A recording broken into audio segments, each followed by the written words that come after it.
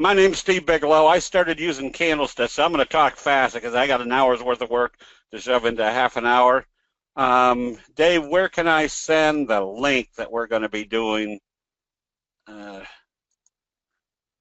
got a link for you right there in the chat. I'll make sure everyone gets it. Okay, great. So when I started using candlesticks, it turned out that it made a lot of sense. So along through the years, we've been able to add other pieces of information to a candlestick chart. So I tell people, candlestick signals are kind of the bread and butter, the bricks and mortar. No matter what type of training or trading strategy you're using, if you throw candlesticks on your charts, you can dramatically improve your results. So when we use the moving averages, that's because we're trying to find out which direction everything's moving with a much higher degree of probability. So when we're doing a trend analysis, we're using the candlestick signals. Out of the 50 or 60 signals, I've narrowed them down to 12 major signals. If you learn those 12 major signals, which the Japanese rice traders have provided us information over the last 400 years, when you use those 12 major signals, it basically shows you where there's been a change of investor sentiment, and the Japanese rice traders also described what created those signals. So not only can you recognize when a reversal is occurring, but if you understand why that's occurring, you've got kind of the same basic understanding as somebody that's been trading in the market for 50 years. So I use very simple charts. On our charts, we have the 200, the 50, and the 20 simple moving average for the one distinct reason, because we can see exactly what is happening based upon our candlestick signals at those levels, because every major manager uses those moving averages to make their decisions. We can see exactly what's happening at those moving averages. So on these charts, you'll see the red is the 200-day simple moving average, the blue the 50-day simple, and the gray the 20-day simple moving average. Now there's other moving averages on here, which is called the T-line. So this is probably my most important screen of all. The T-line is the 8 exponential moving average. We call it the T-line short for trigger line. The T-line has kind of Fibonacci characteristics where there's a natural support and resistance level of human nature. So if you combine the factor that the candlestick signals are the graphic depiction of what's going on in investor sentiment, and you apply the T-line to that chart, you've now got a very strong combination of when you should be in and when you should be out of the trade. And there's a very simple T-line rule. If you see a candlestick buy signal and a close above the T-line, you can stay long as you don't see a candlestick sell signal and a close back below the T-line. Works just as well on the downside. You can stay short until you see a candlestick buy signal and a close back up above the T-line. And there's truisms to the T-line. The further away you move from the T-line, the higher the probability it's going to come back and test it. So if you start seeing that you're moving away from the T-line, my stochastics are 12-3-3. I'm a swing trader, and my trades are usually last anywhere from 2 to 10 trading days. But the nice thing about candlestick analysis is that this could be a 1-minute chart, a 10-minute chart, a daily, weekly, or monthly.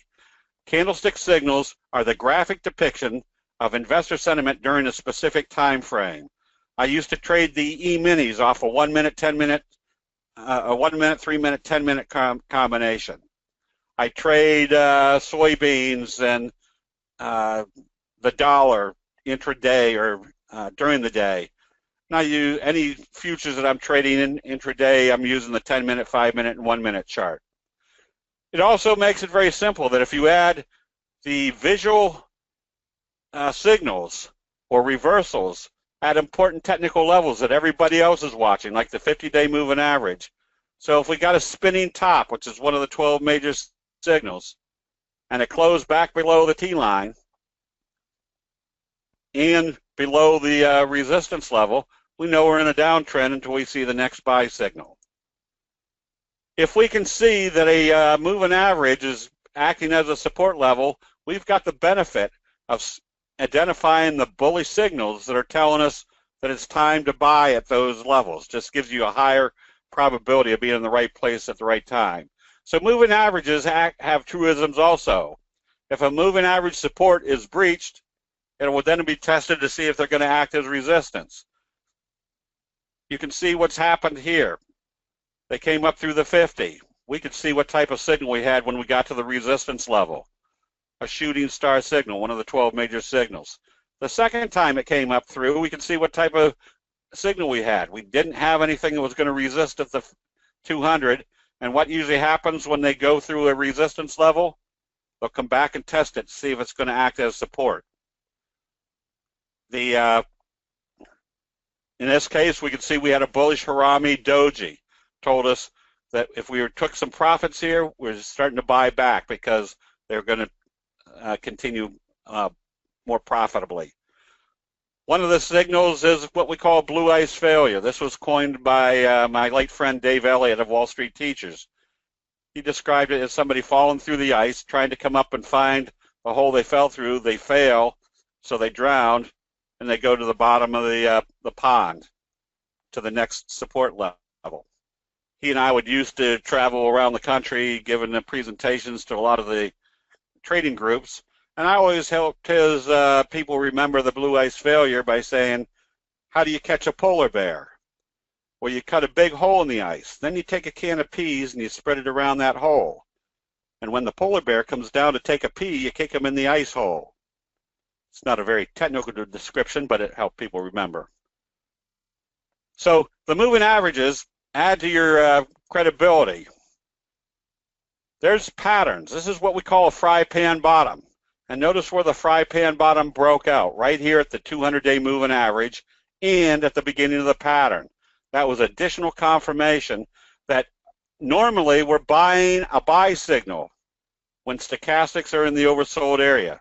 Just common sense says that from the Japanese rice traders say if you see a buy signal in the oversold area, the probabilities are pretty strong your uptrend's starting. Well, patterns have a different criteria. Usually when a pattern is about ready to break out as a fry pan bottom, you can see how this acted like a big fry pan bottom, and we know what the results are of a fry pan bottom. They start a very strong uptrend. So if we weren't buying here, or if we were buying here, notice how we came up, failed at the 50. This is what we call a bobble pattern, where that fails, we come out of the trade, and we get back into the trade when this bobble is over. And the bobble is when they pulled back, they couldn't close back below the T line, and it pushed it right back up through. When it went through, where do you think our next target was? Up here at the 200-day moving average. Everything in candlestick analysis is mere common sense put into a graphic depiction. If we can see sell signals as they come up and fail up here, it tells us the uptrend is still in a down, or the trend is still in a downtrend. If we see a shooting star, if we know that our overall trend is down, and there's our buy signal, a bullish engulfing signal, where's our next target? We want to see what's going to happen once they get to the 50-day moving average. We see a shooting star. What did that tell us? They failed here. So if we were long, we took our profits here, and now we get ready to go short. Moving averages act like magnets. And why is that? Because if you're a major money manager, notice our fry pan bottom breakout. Let's say you're a major money manager that's decided with your committees that you're going to buy 2.6 million shares of this for your portfolio, and it's drifting back. Where do you think you're going to start looking to buy? Probably when it gets back to the support level. What's it do at that level? Well, with candlesticks, we can see there's a morning star signal. We can start buying because this is the graphics telling us exactly what's going on in investor sentiment at that support level. Again, we can tell when there's a trend change. A bullish signal, a close above the T line. There's kind of our little bobble breakout. We can stay long. Notice there was a sell signal right here, but it didn't close below the T line. Now we have a sell signal and a close below the T line. That tells us there is now a change of investor sentiment. We want to close out that position. Now we want to see whether it's time to go short, because that was telling us that there was a change of investor sentiment. We get ready to go short, and we can use the moving averages. Once we covered our short position, and they bobbled it back up, notice what happened when they got to the 50. Bearish engulfing, or a bearish harami, telling us the selling had, or the buying had stopped. It was heading lower. Next time we're buying on a bullish signal, notice what happened when we got to the moving average again. Let's see, I guess in 30 minutes, I usually have people can ask questions as we go along, but I'm trying to talk fast so we can get everything in 30 minutes. But notice what happened up here. Doji told us there was indecision, stochastics in the overbought area. There's a simple rule of the doji. They're going to move the price in the direction of how they open after a doji. So that told us that if we were long and we didn't close out here, we definitely want to be closing out our long position and getting ready to go short again. Because now we have another sell signal. This is what we call a doji sandwich. Big down day, a doji. What's our simple rule of the doji? It's going to move in the direction of how they open it after a doji. There's our doji sandwich confirming that we're in a downtrend. And we know what the results of a doji sandwich should be. More downside. If we're trading futures or anything, candlestick signals are the graphic depiction of everybody buying and selling during a specific time frame. It doesn't matter what market you're trading. There's our morning star signal, smack dab off the 50. That told us we could start buying. A failure up here, a breakthrough here. Whether you're analyzing the market or an individual stock or the dollar, the British pound, anything, you've got your signals. There's a bearish evening star signal. Close below the T-line. We're in a downtrend until we see a buy signal, with the caveat that the further away we move from the T-line, the higher the probability it's going to come back up and test it. Well, notice what happened right here, a doji, smack dab off the 200. We could be ready to buy because we've got a doji in the oversold area right on the 200. If we wake up the next day and the pre-market futures are trading positive, we don't have to be waiting. I get quite often the question, how many days does it take for you that your trend is confirmed? And the answer is 0. That's what the signals tell us. A doji in the oversold area, if it opens positive the next day, that tells you there's a reversal. So we're buying here while everybody else is still buying here, producing profits for us. How long do we hold? Until we see a candlestick sell signal and a close back below the T-line. This is not rocket science. This is merely the graphic depiction of what happens time after time in human nature. If I'm in a downtrend and I see buy signals, where is my first likely target? The major resistance level at a 50 or a 200. Bearish harami, telling me the buying has stopped. I'm closing out the position. What's the worst case scenario?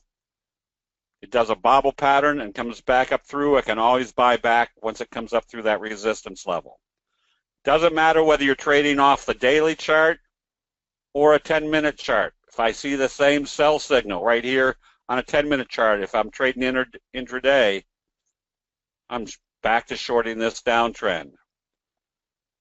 Evening star signal, a close below the 200 and a close below the T-line. Very simple factor. If you see a sell signal and then they gap it down the next day, what's that tell you about your sell signal? They're confirming it with great enthusiasm. Especially if you're seeing these signals right smack dab off a major resistance level like the 200. There's your doji. There's your what we call your best friend. If you see a doji and a gap, that's telling you not only was there a day of indecision, but they told you what the decision was. My stochastics are 12.33, slow stochastics. That's not anything set in stone. Somewhere around 40 years ago, I was just looking at the charts and said, logically, if this is the peak, what settings for my stochastics kind of correlate with it? If this is the bottom, what's my stochastics is set with it? At that time, I think the common common number was 14.55. I just moved it to 12.33 because I'm a swing trader. You can see how there was a trend channel. What makes this a very high probability trade was bouncing again off the bottom of the trend channel, and notice where this morning star signal occurred, right smack dab off the 200-day moving average. Not too long ago, you can see the wedge pattern on the NASDAQ right here at the 50. Broke out through the top of the wedge using the 50 as support. So we call this convergence analysis. The more pieces of evidence that you can put on with your candlestick reversal signals, the higher the probability you're identifying when a trend change has occurred. Are the moving averages, they're simple moving averages. The 200, the 50, and the 20 are all simple. The T-line is the 8 exponential moving average. The 3T line is a 3 exponential moving average. So this wasn't too long ago where we had a wedge in the Dow, but notice what happened on the Dow. Smack dab off the 50, a doji type day with a gap up through the resistance. The fact that they did it right off the 50 told us we were back in an uptrend. Same scenario on the NASDAQ. A bullish signal, gap up off the 50. We just have immediate identification of what's going on in investor sentiment at these levels. Makes for trading very good. If you've got an uptrend, there's our sell signal, the close below the T-line. Where did it stop? Right here on a bullish harami, smack dab off the 50, followed by a gap up. So like any other candlestick signal, you see a candlestick signal followed by a gap up. That tells you not only have they stopped the selling, but they're coming back with great enthusiasm. We're buying immediately. Same scenario on Netflix, right smack dab off the 50. Gap up through this level, started our uptrend. This is what we call the bobble pattern. How do you use the 3? The 3 EMA is a whole different training, but the further away you move from the T-line, the more effective the 3T becomes as far as getting in and out of positions. But the bobble pattern is when you see a resistance level, they pull back, they can't close below the T-line, so if you took your profits right here, you're buying right here on this bobble breakout. If you took out the moving average that you can plainly see is a resistance level, you got the pattern that you recognize, or should recognize. This is a J-hook pattern, which is a highly effective candlestick pattern. So when we were analyzing the transportation index, bobble, when it broke out through here, we knew we were in an uptrend until we saw a sell signal and a close back below the T-line. Notice that it really didn't close below the T-line and started back up. That becomes a J-hook pattern, telling us if this is wave 1, wave 3 is going to be approximately the same. Anytime we see this bobble pattern, it becomes a very high profit, high probability trade setup. Whenever we can see a pattern set up, and especially this is what we call a left-right combo.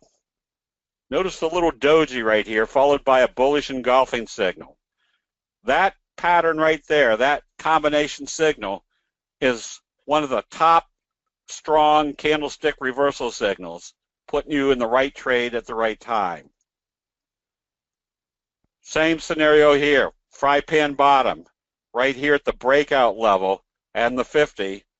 We're seeing a little what we call bullish flutter kicker signal, also an extremely strong signal. How long do we stay in this trade? Until you see a candlestick sell signal and a close back below the T-line. The Dow bounced off and started a strong uptrend. Just recently, I've been talking real fast.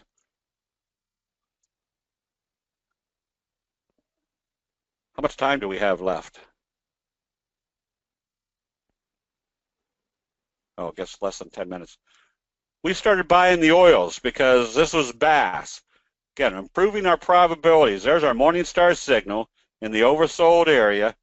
The next day they confirmed our Morningstar signal, as well as confirmed that the 50-day moving average was not going to be a resistance level. The T-line wasn't going to be a resistance level. So how long do we stay long? Well, today I think it closed right here. This was pretty close to the close. Now we have a very simple rule. Remember, the further away we move from the T-line, the higher the probability they're going to take profits. So there's a very safe place to put a sell stop. This is another benefit of candlestick analysis. For 40 some odd years, I've heard every major money manager tell you to cut your losses short and let your profits run. The only problem is they never tell you how to cut your losses short and let your profits run. Candlestick analysis has very simple rules developed by the Japanese rice traders. If you see a doji in the overbought area, and if it opens lower, you take profits. Especially if it comes back down through the low of the doji, that's telling you the sellers are there, you get out of the trade. Why would be another indication it was time to take profits? Look how far away you've moved from the T-line. This is just common sense investment perspectives put into a graphic depiction. Whiting, another oil company, did a Morningstar signal, smack dab off the 50. The Morningstar signal, the signal is our #1 criteria for telling us there's a change of investor sentiment. Then the more pieces of evidence that we can put into our analysis to improve our probabilities, the greater the probabilities that we're in the right trade. We're in the oversold area. Bullish confirmation. Broke this downtrending channel. Used the 50 as support after it broke up through and closed above the T-line. Where was our next target? The 200. Today it opened a little bit lower. This would be a good place to have taken some profits with the expectation you might be in a bobble, some profit taking. What's the worst case scenario? If it opens positive and trades back up through the 200, we can always buy back. We're not trying to buy at the absolute bottom. We're not trying to sell at the absolute top. We're trying to improve our correct trade ratio to get that fat part in the middle, that the higher, the more correct trades we have, the compounding effect is going to be much greater. I tell people before candlesticks came along, I was a stockbroker and I was the worst investor in the world. I was the one that was selling out at the top or buying, no, the other way. I was buying at the top, and every time I would put customers in or get into a trade, my first question was, how come as soon as I buy, immediately it goes down? Or when I can't stand the pain anymore and I close out the position, it immediately turns around and heads up, because that is the normal human reaction. Once I started learning candlesticks, it turned me around 180 degrees. If I saw a sell signal on a major resistance level, we went short in Under Armour not too long ago and just covered it yesterday.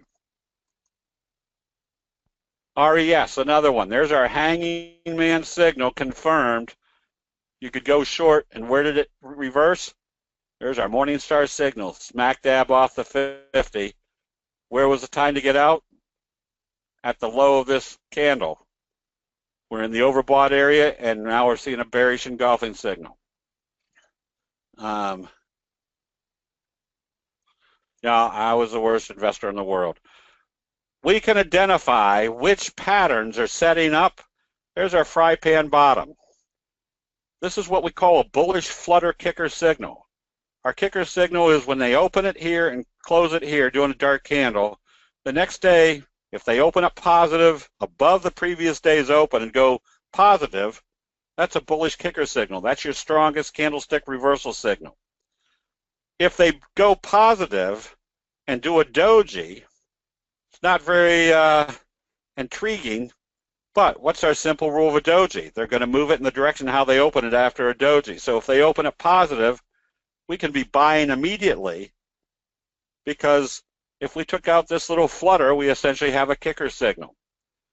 Now, do we always get huge moves? We were buying calls right in here, made big profits. Do we always get huge moves like this in one day? Definitely not. But the nice thing about candlestick analysis is it puts you in situations where the probabilities are much greater that you're going to be in the right direction at the right time. The people in our chat room, there was a little left-right combo and it gapped up the next day. We don't catch these a lot, but some of them caught, they were buying in here at 5, 6, 7, and they closed out up here 2 days later in the 25, 26 area. Not because anybody's any great stock picker. It's because if you can see the signals and you're getting into something in the right direction, nobody knew it was going to do this. Everybody was hoping that maybe they have a move like this. But it just comes back down to one reality, that the candlestick signals are the graphic depiction of what's going on in human nature, putting you in the right place at the right time. ADMS, another one, Morningstar signal, smack dab off the 200. This is what we call a stick sandwich. So we were buying here, you have good profits. The nice thing about candlestick analysis is the signals are the graphic depiction of what's happening in human nature, which human emotions are the most consistent indicator in the world. The Japanese rice traders did not become wealthy trading rice. They became legendary wealthy on the most basic blasé trading entity, rice. So anyways, that's all I got. I guess I squeezed it in. We do have a special. The moving averages is a 56-minute video. It's usually like $147 for the video. Pat's got it on special for $17, and there's some other specials that go along with it.